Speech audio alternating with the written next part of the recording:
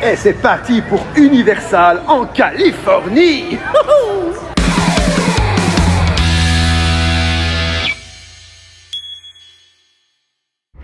Bon, après avoir poncé les 2 parcs floridiens de long en large, on va voir si celui-ci vaut le détour.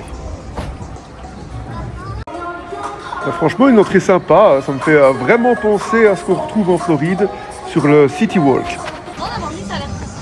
Franchement, j'adore, c'est super bien thématisé.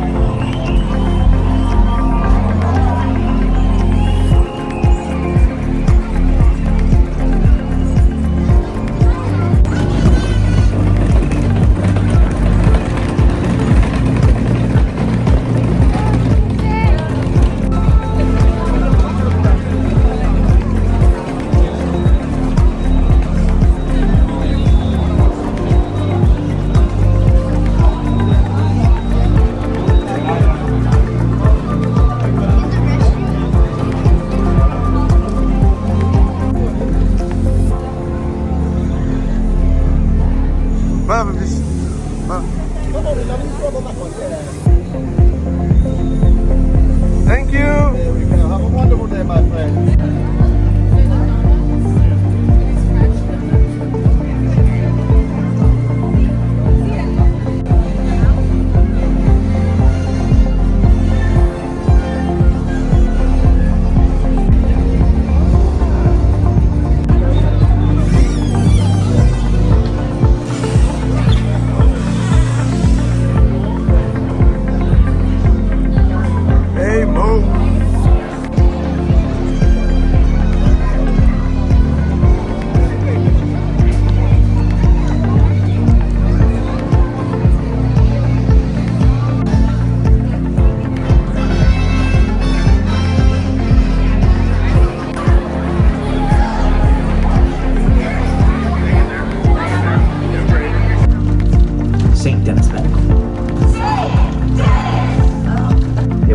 Production design. It is the production's job to add those elements, enhance the environment of the scene, and frankly,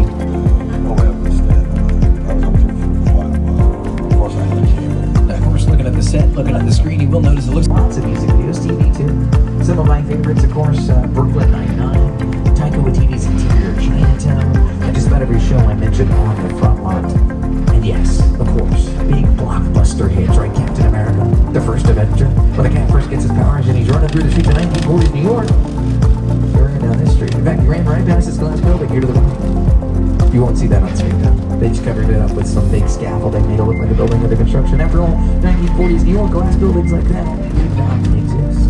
Shia LaBeouf ran down the street for Paramount's Transformers, buildings blowing up on either side. Climax of that movie, The Purge. In fact, as we round the corner, take a look to one left-hand side, you'll see our buildings are constructed just like that taxi cab. Yeah, we'll never build what the camera's going to see. Your imagination. I like films that just take you away from your real life and sweep you up and you can't literally that's the having you're on board the ship you're sailing to a lost island, you're encountering monsters and creatures from prehistoric times. Oh my gosh. I was thrilled when Universal finally made it. Oh. It was great. Ah, ça va lâcher là.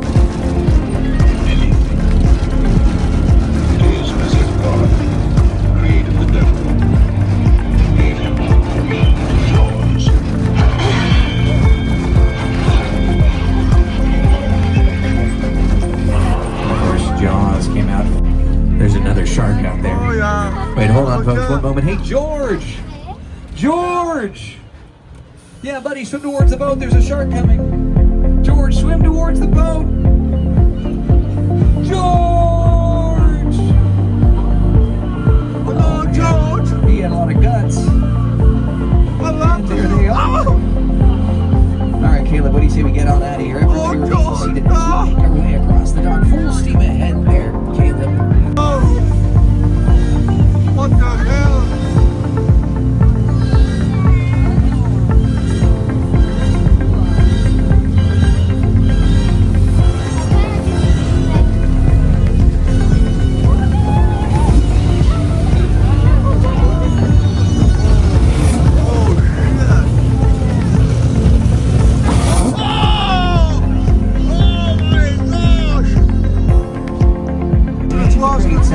Thunderstorms, the sound of thunder.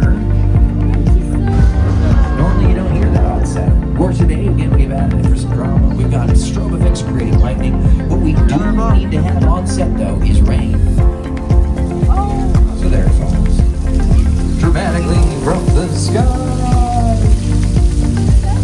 Yeah, it's a sprinkler system. Actually, the rain doing a wonderful job of getting lit at the sun. Giving it a glisten of glosses of it on screen. Another nice thing about Hollywood rain, in order to make it stop, all you gotta say is, that's a cut. That's a cut. That's a... Oh. No, I forgot to mention, if you are sitting in a blue seat, there's a chance you might get wet.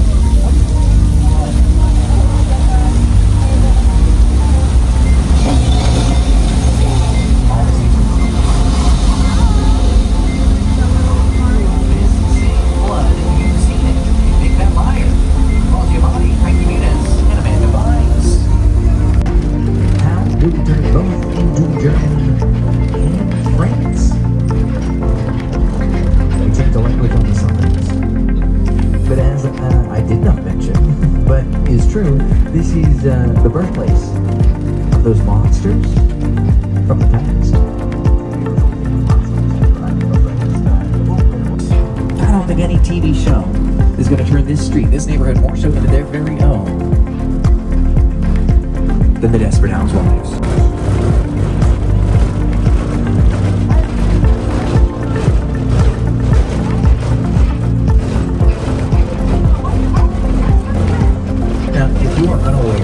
The Desperate Housewives, when it aired, was a cultural phenomenon. In fact, it was the only show allowed to film on this street for nearly a decade. And these houses became pretty synonymous with those housewives. And some of them still look somewhat similar to what we did then. In fact, Susan Delfino's house, the notorious yellow today, is still yellow. Upstairs, I mean, next to that, the beige house, that was Jimmy Stewart's house in the film Park. The street, like all of our other backlog, gets reused time and time again.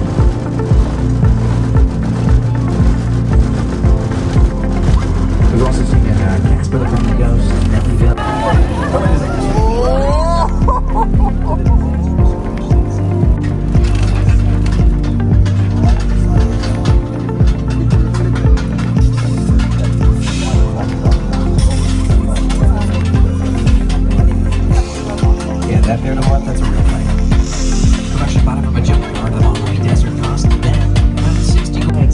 including filmmakers like Jordan Peele, who made movies like Get Out, Us,